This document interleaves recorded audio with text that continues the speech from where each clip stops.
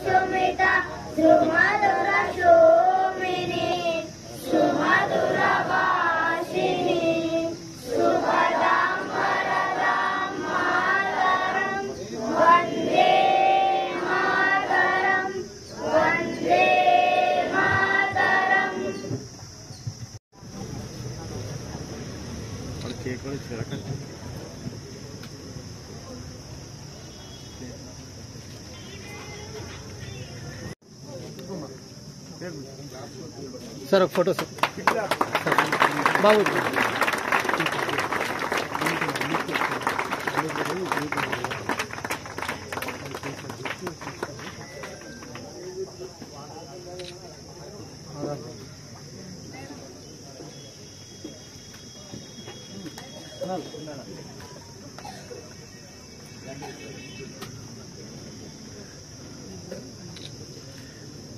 తీసుకురండి. Okay sir.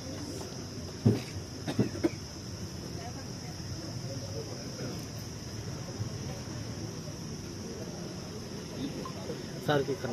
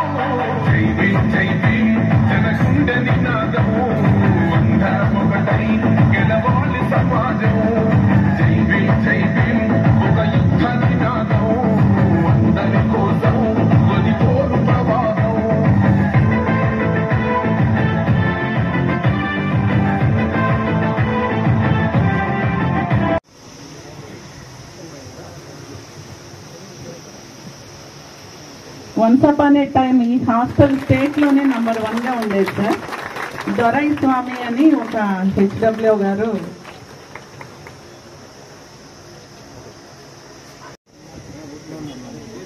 వేదిక మీద ఉన్నటువంటి పెద్దలు,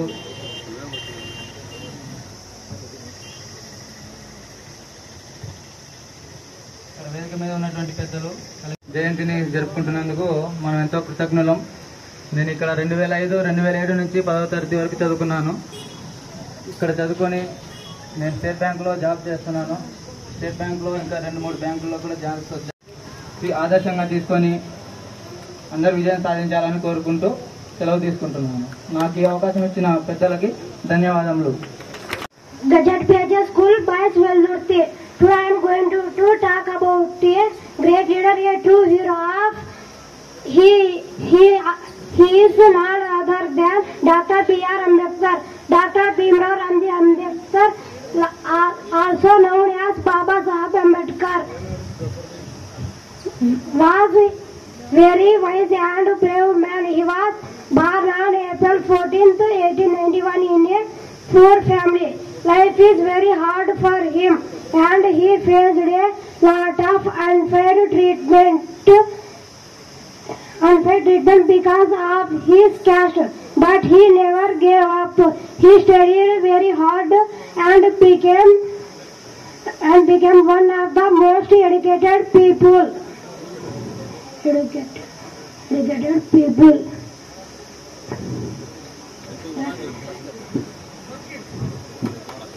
చాలా బాగా చెప్పావు Hasan. Next. Good morning to everyone and our collector sir and all to the people. My name is G. Arun Kumar. I am studying 8th class in JPHS Boys Veldurti. Today I am going to talk about a great leader, a true hero of India. He is none of them Dr. B.R. Ambedkar. Dr. Bhimrao Ramji Ambedkar, also known as Baba Saheb Ambedkar, was a very wise and brave man. He was born on April 14th, 1891 in a poor family. Life is very hard for him and he faced a lot of unfair treatment because of his caste. But he never gave up. He studied very hard and became one of the most educated people of his time. He went to big universities in India and England and even America. He became a lawyer, economics and a great teacher. Most importantly, he worked all of his life to bring equality and justice for everyone. Dr.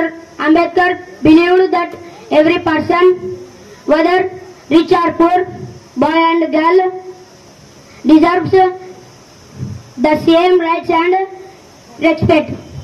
He fought against untouchability and wanted everyone to live with dignity. He is called father of the Indian Constitution because he was the main person who wrote our country's most important book, the Constitution of India. This book gives us our rights and tells us how to live together peacefully. Dr. Ambedkar's life teaches us to never stop learning, stand up for what is right, treat everyone equally. Thank you all. Jai Bhim, Jai Hind. ఈరోజు నేను మన భారతదేశ పౌరుడైన అంబేద్కర్ గారి గురించి మాట్లాడబోతున్నాను. Doctor Bhimrao Ramji Ambedkar చాలా తెలివైన వాడు మరియు ధైర్యవంతుడైన వాడు. ఆయన ఏప్రిల్ 14వ తేదీ 1891లో ఓ పేద కుటుంబంలో జన్మించారు. ఆయనను అప్పుల్లో చాలా తక్కువగా చూశారు మరియు అణచివేశారు. కానీ ఆయన ఏమాత్రం పట్టించుకోకుండా చదువుకోవడానికి చాలా కష్టపడ్డారు. డాక్టర్ బిఆర్ అంబేద్కర్ గారు భారతదేశం, ఇంగ్లాండ్, అమెరికా వంటి గొప్ప విశ్వవిద్యాలయాల్లో చదువుకున్నారు. ఆయన న్యాయవేత్త, ఆర్థికవేత్త మరియు ఉపాధ్యాయుడు కూడా. ఈయన జీవితం మరొకటి ముఖ్యమైన విషయం, ఈయన జీవితం అంతా న్యాయం కోసం, సమానత్వం కోసం పోరాడారు. అందరూ సమానంగా ఉండాలని ఆయన పనిచేశారు. పేదోడైనా ధనికుడైన, అమ్మాయినా అబ్బాయినా సమాన హక్కులు కలిగి ఉండాలన్నదే ఆయన ఆశయం. మన భారత రాజ్యాంగాన్ని రచించింది డాక్టర్ బిఆర్ అంబేద్కరే. ఆయనను భారత రాజ్యాంగ నిర్మాత అని అంటారు. భారత రాజ్యాంగం మనకు హక్కులను ఇస్తుంది మరియు శాంతియుతంగా ఎలా జీవించాలో చెబుతుంది. డాక్టర్ బిఆర్ అంబేద్కర్ గారు మనకు చెప్పిన విషయాలు: ఎప్పుడు చదవడం ఆపొద్దు, ఎవరైనా తప్పు చేస్తే నిర్ద్వంద్వంగా ఎదురు చెప్పాలి, అందరినీ సమానంగా చూడాలి. డాక్టర్ బిఆర్ అంబేద్కర్ గారు మనకు చెప్పిన విషయాలు గుర్తు పెట్టుకుందాం. బాగా చదవండి, పోరాడండి, క్రమశిక్షణగా వ్యవహరించండి. అంటే బాగా చదవాలి, కలిసి పని చేయాలి, సమాజం కోసం ఓ మాట చెప్పాలి. ధన్యవాదములు. జై భీమ్, జై హింద్. పిల్లలందరూ చాలా చక్కగా మాట్లాడారండి. India first, Indians last, nothing else but Indians. ఈరోజు ఈ కార్యక్రమానికి విచ్చేసిన గౌరవ కలెక్టర్ గారికి, మీడియా మిత్రులకి, ఆఫీసర్స్కి, వేదిక మీద ఉన్న పెద్దలందరికీ అందరికీ ధన్యవాదాలండి. డాక్టర్ బిఆర్ అంబేద్కర్ ఈ పేరు వినగానే ఫస్ట్ గుర్తొచ్చేది మనకు Indian constitution. So Indian constitution అనేది మనకు 2 years 11 months అండ్ 18 daysలో ఫ్రేమ్ చేయడం జరిగింది. Doctor B R Ambedkar is a good leader, social activist and also lawyer. He didn't only fought about Dalit upliftment but also early ఇండియాలో మనకున్న నెంబర్ ఆఫ్ ఇష్యూస్ మీద fight చేశారు. అందులో మేజర్గా జెండర్ బయాస్, చైల్డ్ మ్యారేజెస్, ఇలా నెంబర్ ఆఫ్ ఇష్యూస్ మీద fight చేయడం జరిగింది. అండ్ ఇప్పుడు పిల్లలు చెప్పినట్టు everyone has to know the early life of doctor B R Ambedkar. And అలానే ఆయనకి 11 భాషలు ఫ్లూయెంట్గా వచ్చు. And he was the person who has a PhD in abroad in the early India. And thank you everyone. Before closing this, I just want to give a quote which was given by Dr. B.R. Ambedkar. I like the religion which teaches us equality, fraternity and liberty. Yeah, thank you.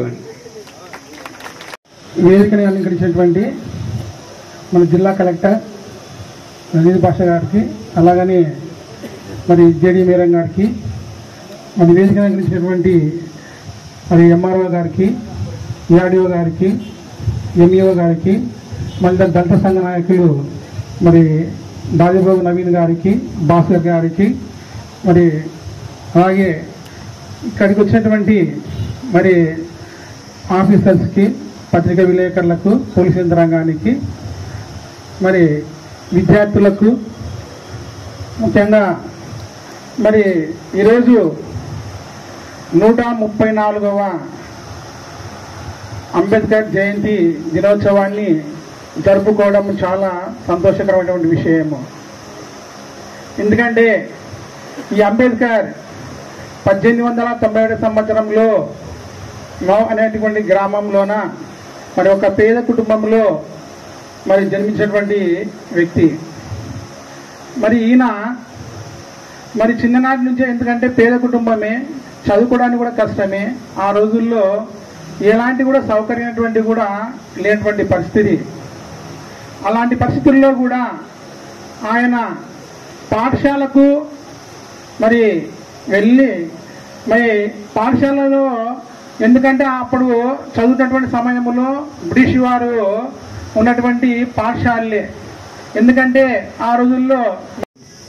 అలాగే డిప్యూటీసీ గారు, చేసినటువంటి SC ST BC సంఘాల నాయకులు, మరియు hostel విద్యార్థులు, పిల్లలు, village ప్రజలు అందరికీ, వీడియో మిత్రులందరికీ కూడా నా హృదయపూర్వక నమస్కారాలు.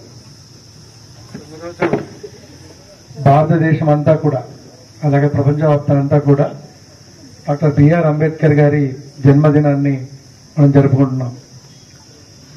1891లో అంటే దాదాపు 133 ఇయర్స్ బ్యాక్ ఏప్రిల్ 11వ తారీఖు ఈ రోజున ఆయన రామ్జీ అండ్ భీమాబాయి గారి సంతానంగా 14వ సంతానంగా ఆయన జన్మించడం జరిగింది. అంటే దాదాపు 14 మంది తర్వాత చివరి సంతానంగా 14th మెంబర్గా ఆయన జన్మించడం జరిగింది. తర్వాత చిన్నతనంలోనే తల్లి చనిపోవడం, అలాగే 9 మంది 14 మందిలో 9 మంది చనిపోవడం. సో ఆ సందర్భంలో ఈయన ఒకసారి పరిస్థితి మీరు ఆలోచిస్తే ఆ సందర్భంలో ఈయన విద్యను ముందుకు కొనసాగించలేని పరిస్థితి. సో వాళ్ళ ఫాదరు ఆర్మీలో సుబేదార్గా పనిచేసేవాళ్ళు. సో మెహర్ అనే కులానికి సంబంధించినటువంటి వ్యక్తులు వీళ్ళు. సో ఆ కాలంలో అస్పృశ్యత కావచ్చు, అంటరానితనం కావచ్చు, ఎలా ఉంటుందో మీరు ఒకసారి ఊహించుకోవచ్చు. అంటే అంబేద్కర్ గారు చదివే రోజుల్లో స్కూల్లో వాటర్ ఇవ్వడానికి కూడా ఒక ప్యూన్ ఉండేవాడు సపరేట్గా. మిగతా వాళ్ళందరూ డైరెక్ట్గా వాటర్ తాగితే వీళ్ళందరికీ సపరేట్గా ఒక ప్యూన్ గ్లాస్ ద్వారా వాటర్ పోసేవాళ్ళు. సో ఇది మొట్టమొదట ఆయనకి ఒక కలిసినటువంటి సంఘటన. సో ఇలాంటి అంటరానితనం పరిస్థితుల్లో ఆయన దీన్ని ఎదుర్కొనే విధంగా స్కూల్ దశలోనే ఒక విధంగా దాన్ని ఎదిరించేటువంటి మనస్తత్వాన్ని ఆయన ఏర్పరచుకోవడం, దాన్ని ప్రశ్నించడం కూడా జరిగింది. సో అంటే అంబేద్కర్ గారి జీవితంలో చిన్నతనంలో ఉన్నటువంటి కష్టాలను అధిగమిస్తూ విద్యను అభ్యసించే టైంలో ఒక సంఘటనకి ఆ ఏజ్ లోనే ప్రశ్నించేటువంటి ఒక దృక్పథాన్ని అలవాటు చేసుకున్నారు ఆయన. సో ఆ తర్వాత ఆయన బరోడా మహారాజ్ గారి ఉపకార వేతనంతో డిగ్రీని పూర్తి చేయడం జరిగింది. సో ఆ తర్వాత ఆయనకు అక్కడ జాబ్ వచ్చింది ఆ సంస్థానంలో. కానీ ఆ జాబ్ను ఆయన వదిలేసి ఇంకా నేను బాగా చదవాలి, ఇంకా పై చదువులు చదవాలనే ఉద్దేశంతో సో ఆయన సహకారంతోనే మళ్ళీ ఆయన పై చదువులకు వెళ్ళడం జరిగింది. సో ఇలా ఆయన ఒక లా కంప్లీట్ చేశారు, పిహెచ్డి కంప్లీట్ చేశారు. అండ్ డిఎస్సి అప్పట్లో ఒక పట్టా, డిగ్రీ పట్టాలాగా అంటే పిహెచ్డి పట్టాలాగా లండన్, కొలంబియా విశ్వవిద్యాలయాలకు వెళ్ళి ఆ టైంలో అంటే 1915-16 ఆ టైంలో ఒక ఇక్కడ నుంచి బయటికి వెళ్ళి విదేశాల్లో చదివి అటువంటి అంటరానితనం ఉన్న పరిస్థితుల్లో బయటికి వెళ్ళి చదివి సో తిరిగి వచ్చి ఆయన పోరాటం మొదలుపెట్టారు. అంటే ఎవరి కోసం? సో ఈ అస్పృశ్యత, అంటరానితనాలు ఏవైతే ఉన్నాయో ఈ సమాజంలో ముందు వీటిని రూపుమాపాలి, అందరూ సమానంగా ఉండాలి అనే నానుడి తీసుకుని ఒక విధంగా ఆయన ఎలా చేశారంటే ఇమ్మీడియట్ గా బారిస్టర్ కంటే ముందు అంటే న్యాయవాదుడు చేపట్టే ముందు అధ్యాపకుడిగా, ఒక ఆర్థికవేత్తగా సో ఆయన పోరాటాన్ని స్టార్ట్ చేశారు. సో దీంట్లో బోధించు, సమీకరించు అని పోరాడు. ఇది సెకండ్ గా మీరు గుర్తుపెట్టుకోవాల్సింది. ఒకటి ప్రశ్నించే విధానం, అంటే ఏదైనా అన్యాయం జరుగుతుందో ప్రశ్నించడం. రెండవది నీ చుట్టుపక్కల ఎవరైతే అవేర్నెస్ లేని వాళ్ళు ఉంటారో వాళ్ళకి బోధించాలి, వాళ్ళందరినీ కలిసికట్టుగా ముందుకు తీసుకెళ్ళాలి. సో వాళ్ళని తీసుకెళ్లడమే కాదు, ఇటువంటి సాంఘిక దురాచారాల మీద పోరాడాలి అన్నటువంటి ఈ నానుడితో ఆయన ఈ సమాజంలో ఉన్నటువంటి వాటి మీద పోరాటం స్టార్ట్ చేశారు. ఆయన వెంట చాలా మంది నడవడం జరిగింది. సో ఇలా జాతీయ ఉద్యమంలో కావచ్చు, అలాగే నేషనల్ కాంగ్రెస్ లో కూడా కావచ్చు, అలాగే ఒక పక్క చదువు, ఒక పక్క న్యాయవాద వృత్తి, ఒక పక్క పాలిటిక్స్, ఈ మూడింటిని లో కూడా ఆయన అగ్రగామిగా వెళ్ళడం జరిగింది. సో ప్రభుత్వం ఏర్పడిన తర్వాత కూడా భారతదేశ ప్రభుత్వం ఏర్పడిన తర్వాత కూడా మొట్టమొదటి కేంద్ర న్యాయశాఖ మంత్రిగా పనిచేయడం జరిగింది.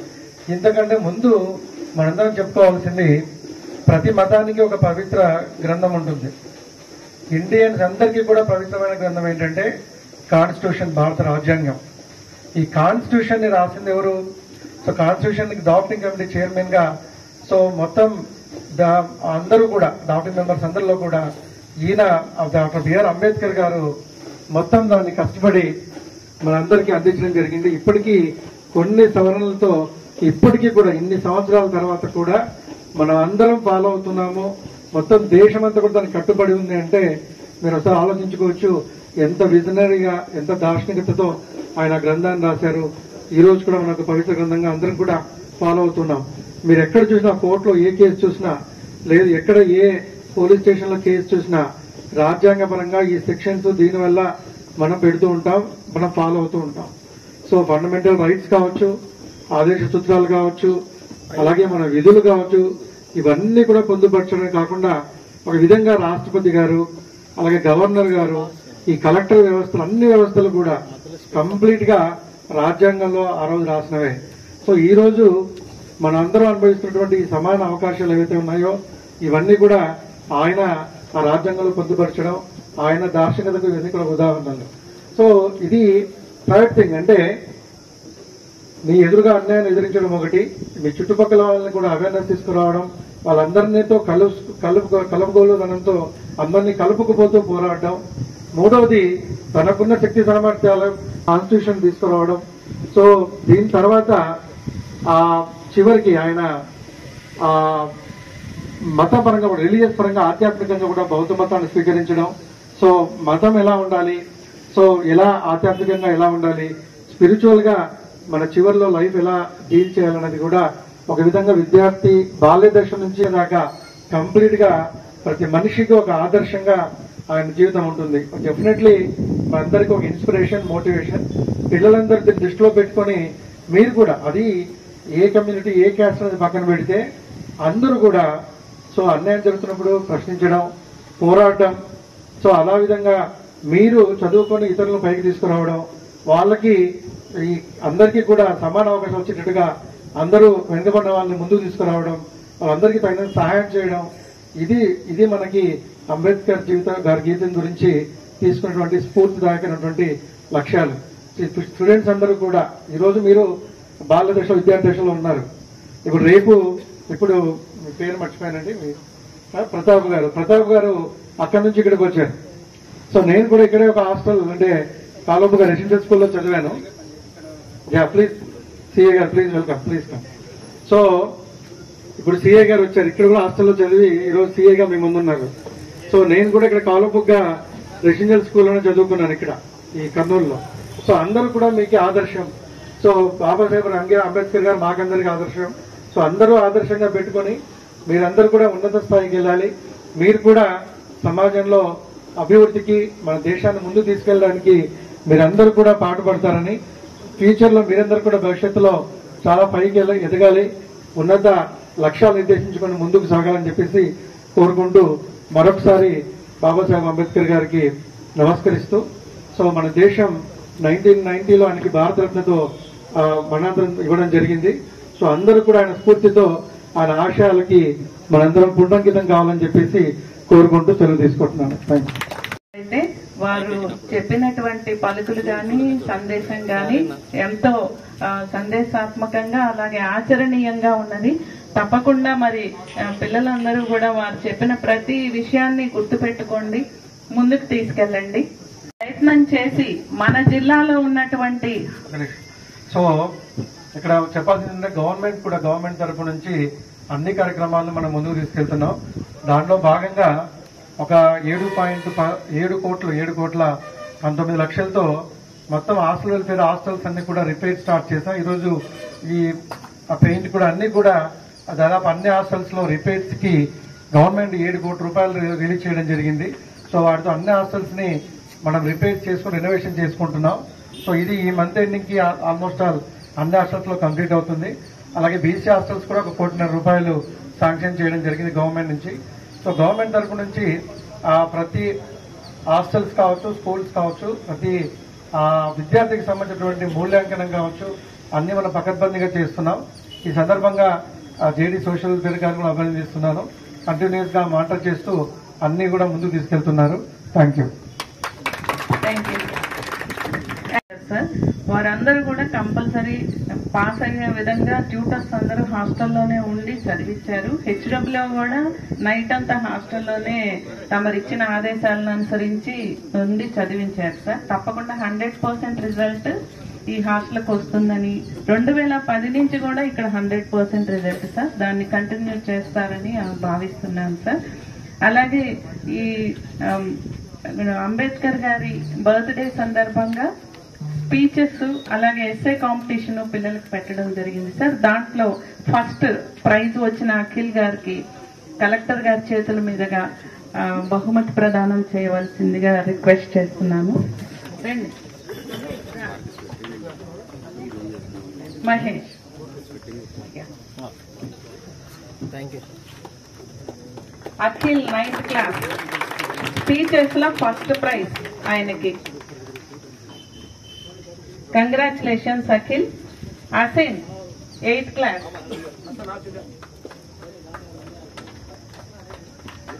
కలెక్టర్ గారి చేతుల మీదుగా బహుమతి ప్రదానం.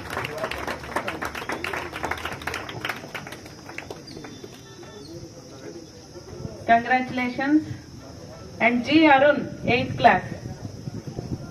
ఈయన కూడా స్పీచెస్ ఇవ్వడంలో బాగా ఇచ్చారు. Arun, congratulations Arun. SA competitions Jeevaratnam first prize 8th class. Congratulations. Rafi 8th class.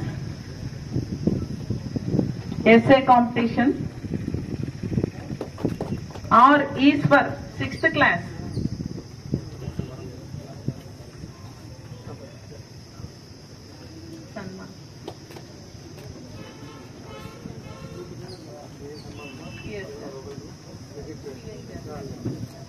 N Shekhar MA Bollavaram CI Anantapur rural గారికి కలెక్టర్ గారి కర్నూలు కలెక్టర్ గారి చేతుల మీదుగా సన్మానం. ఎందుకంటే వారు ఈ హాస్టల్ విద్యార్థి కాబట్టి.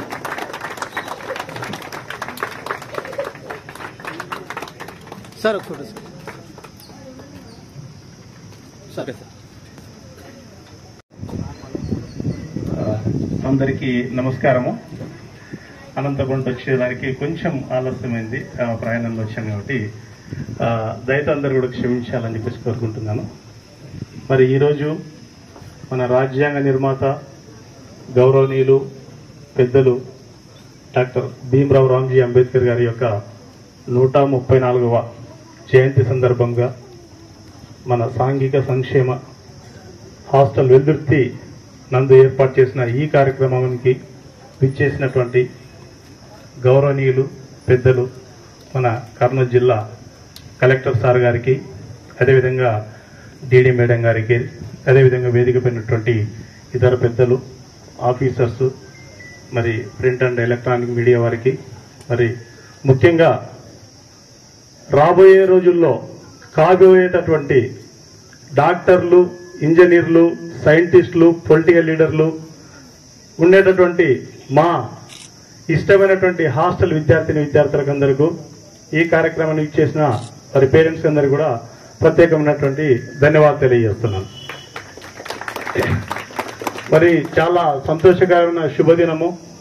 నిజంగా ఇలా మళ్ళీ మేము చదువుకున్నటువంటి హాస్టల్లో వచ్చి మళ్ళీ ఇట్లా కార్యక్రమాల్లో పాల్గొనడము, రొటీన్ గా మేము ఉద్యోగం చేసేటటువంటి చోట రెగ్యులర్ గా ఎన్నో ప్రోగ్రామ్స్ లో పాల్గొంటూ ఉంటాం. కానీ బట్ ఏదైనా కూడా మేము చదువుకున్న ఎడ్యుకేషన్ ఇన్స్టిట్యూషన్స్ లో 10 మంది పిల్లల్లో అందులో నుండి మేము బయటకు వచ్చి ఈరోజు వాళ్ళ ఎదురుగా నిలబడి ఒక రోల్ మోడల్ గా, వారికి ఒక ఇన్స్పిరేషన్ గా, వారికి ఒక మాట్లాడే ఒక గొప్ప అవకాశాన్ని ఇచ్చింది మాకు ఈ హాస్టల్. సార్ నేను 1994లో సార్ అబౌట్ 31 ఇయర్స్ బ్యాక్ ఇక్కడ 4th క్లాస్ లో జాయిన్ అయ్యాను సార్. 4th క్లాస్ లో ఇక్కడ జాయిన్ అయ్యాను సార్. 4th క్లాస్ ఇక్కడ చదువుకున్నాను. 5th, 6th, 7th, 8th 4 years కూడా రామల్లకోట స్కూల్లో చదువుకున్నాను సార్. 8th వరకు అగైన్ మళ్ళీ 9th and 10th మళ్ళీ ఇదే హాస్టల్లో చదువుకున్నాను సార్. అంటే అప్పుడు డీలిమిటేషన్ వల్ల కొన్ని హాస్టల్స్ వెకేట్ చేయించడం జరిగింది. ఓన్లీ 9th, 10th మాత్రమే ఇక్కడ రన్ చేసేవారు. ఆ టైంలో మళ్ళీ రామల్లకోటకి వెళ్ళాను. మళ్ళీ సూన్ ఆఫ్టర్ మళ్ళీ అక్కడ అయిన తర్వాత 9th, 10th ఇక్కడ చదువుకున్నాను. ఇక్కడ 410 మార్కులు వచ్చినాయి సార్ నాకు 10th క్లాస్ లో.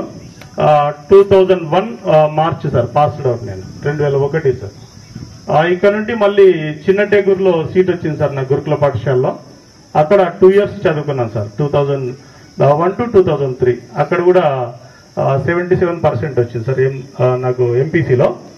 మళ్ళీ అక్కడ నుండి ఫర్మన్ డిగ్రీ కాలేజీలో బీఎస్సీ కంప్యూటర్స్ చదివాను సార్ 2003, 2006 సార్. అక్కడ కూడా మళ్ళీ ఫస్ట్ క్లాస్ సార్. మళ్ళీ ఆ తర్వాత నాకు తిరుపతి యూనివర్సిటీలో సీట్ వచ్చింది సార్, ఎస్వి క్యాంపస్ సార్. అక్కడ ఎంసీఏ చేశాను సార్ 2006, 2009లో సార్. క్యాంపస్ లో నేను ఇంకా నాది ఎంసీ అయిపోకముందే సార్, ఫైనల్ ఇయర్ లో ఉన్నప్పుడే I was selected sub inspector sir. In the year 2008 notification sir, 2009 లో రిక్రూట్మెంట్ సార్. 2009లో నేను ఎస్ఐగా రిక్రూట్ అవ్వడం జరిగింది. ఆ తర్వాత నేను హైదరాబాద్ లో 1 ఇయర్ ట్రైనింగ్ అయిన తర్వాత మళ్ళీ మిగతా అటాచ్మెంట్స్ అంతా అయిపోయిన తర్వాత 2011లో అనంతపురం జిల్లాకి అలాట్ అవ్వడం జరిగింది. 2011 నుండి నేను అనంతపురం జిల్లాలోని ఫస్ట్ అనంతపురం 1 టౌన్ లో ప్రొబేషనరీ ఎస్ఐగా ఉన్నాను. మళ్ళీ తాడిమరిలో ఇండివిజువల్ పోస్టింగ్ 2011-13, తర్వాత నార్పల 2013, 2015, ఆ తర్వాత రామగిరి 2015, 2017, తర్వాత హిందూపూర్ రూరల్ 2017 నుండి 2020, మళ్ళీ హిందూపూర్ 1 టౌన్ 2020-21, ఆ తర్వాత మళ్ళా డిప్యుటేషన్కి వెళ్ళాను ఒక 3 years Anantapur AP Transco vigilance లో ఒక 3 సంవత్సరాలు. 2023 సంవత్సరంలో ఆగస్టు 17వ తేదీ మళ్ళీ నాకు ఎస్ఐ నుండి ఇన్స్పెక్టర్ గా ప్రమోషన్ వచ్చింది. ప్రమోషన్ వచ్చిన తర్వాత లాస్ట్ 2024 ఎలక్షన్స్ కి మదనపల్లి తాలూకాలో ఇన్స్పెక్టర్ గా ఛార్జ్ తీసుకుని అక్కడ ఒక 9 మంత్స్ ఎలక్షన్స్ అయిన తర్వాత రీసెంట్ గా మళ్ళీ ఒక 6 మంత్స్ బ్యాక్ అనంతపూర్కి వచ్చాను సార్. ప్రజెంట్ నేను అనంతపూర్ రూరల్లో సర్కిల్ ఇన్స్పెక్టర్ గా పనిచేస్తా ఉన్నాను. మరి ముఖ్యంగా మా హాస్టల్ గురించి చెప్పాలంటే సార్, ఈ రోజు ఉన్నటువంటి ఫెసిలిటీస్ ఆ రోజు మాకు లేవు సార్. వాస్తవంగా చాలా మినిమం ఫెసిలిటీస్ తో చదువుకున్నాం మేము అప్పుడు. మనకంతా తెలుసు 1994 అంటే అబౌట్ ఒక 30 ఇయర్స్ బ్యాక్. మా ఊరు కూడా దగ్గరే, అందరికి తెలిసి ఉంటుంది, పుస్లూరు అని. ఇక్కడ నుండి జస్ట్ ఒక 16 కిలోమీటర్లు అంతే. ఇలా దగ్గర నుండి ఒక 9 కిలోమీటర్లు, 16 కిలోమీటర్లు. అప్పుడు మేము ఏ రోజు కూడా మాకున్నటువంటి ఫెసిలిటీస్ కానీ ఇంకోటి కానీ గురించి కూడా మేము పెద్దగా ఆలోచించింది లేదు. మేము హాస్టల్లో ఉన్నటువంటి వాళ్ళల్లో మాకు అప్పుడు ఉన్నటువంటి ఇన్స్పిరేషన్ సార్, అప్పటికి ఇప్పటికి ఎప్పటికీ ఈ ప్రాంతానికి ఈ జిల్లాకి అందరికి తెలిసినటువంటి వ్యక్తి sir. Highest inspiration, highest dedication, devotion, dignity, discipline ఉన్నటువంటి మా warden sir Shri Z Doraswamy sir గారు. ఈరోజు మన దగ్గర లేరు సార్, ఆయన రిటైర్మెంట్ అయ్యారు సార్. హైలీ సార్ అతను కంప్లీట్ డెడికేటెడ్ సార్, డ్యూటీల్లో కంప్లీట్ డెడికేటెడ్ సార్. ఆయన వల్లనే సార్ ఈ రోజు మేము ఈ స్థానంలో ఉన్నామంటే మేము ఎంత పెద్ద సభలైనా గర్వంగా చెప్పగలుగుతాం సార్. అది కేవలం దొరస్వామి సార్ గారి యొక్క డిసిప్లినే సార్. వారు నేర్పించినటువంటి టైము, ఆయన పంక్చువాలిటీ అయితేనేమి, కమిట్మెంట్ అయితేనేమి, ప్రతి ఒక్కటి సార్. అంటే మార్నింగ్ 7 గంటలకి మా షెడ్యూల్ స్టార్ట్ అయితే సార్, మార్నింగ్ 7 గంటల నుండి మళ్ళీ నైట్ 9:30, 10 అయిపోయేంత వరకు కూడా ప్రతి చోట కూడా ఆయన యొక్క ఫాలో అప్ ఉంటుంది సార్. ప్రతి చోట ఆయన ఉన్నా లేకపోయినా ఒక సిస్టమ్ అనేది అలవాటు చేశారు సార్. ఇనీషియల్ గా ఈ టైం నుండి ఈ టైం వరకు ఈ పనే చేయాలి. ఇక్కడ మార్నింగ్ స్టడీ అవర్స్ అయితేనేమి, తర్వాత టిఫిన్ చేసుకుని స్కూల్కి వెళ్ళేటప్పుడు కానీ, స్కూల్ వచ్చిన తర్వాత మళ్ళీ రిటర్న్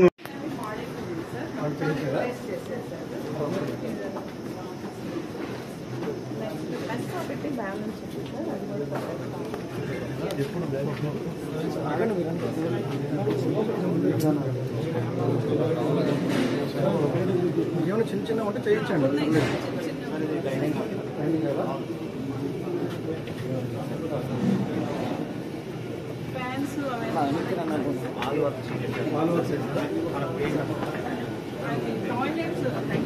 ఇంటర్నల్ పెయింటింగ్ సార్.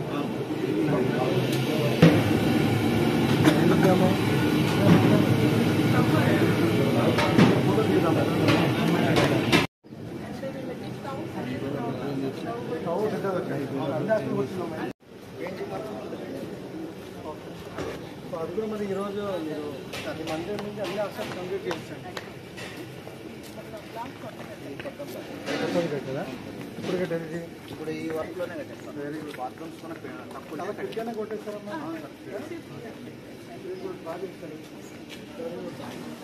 వినన్నా ఇది కూడా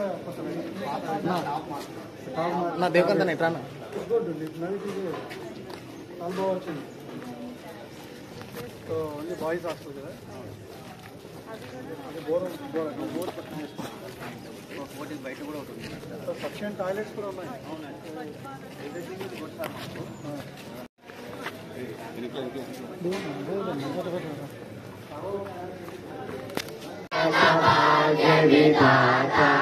పంజాబ్ సింధు గుజరాత మరాఠా ద్రావిడ వత్సల వంగ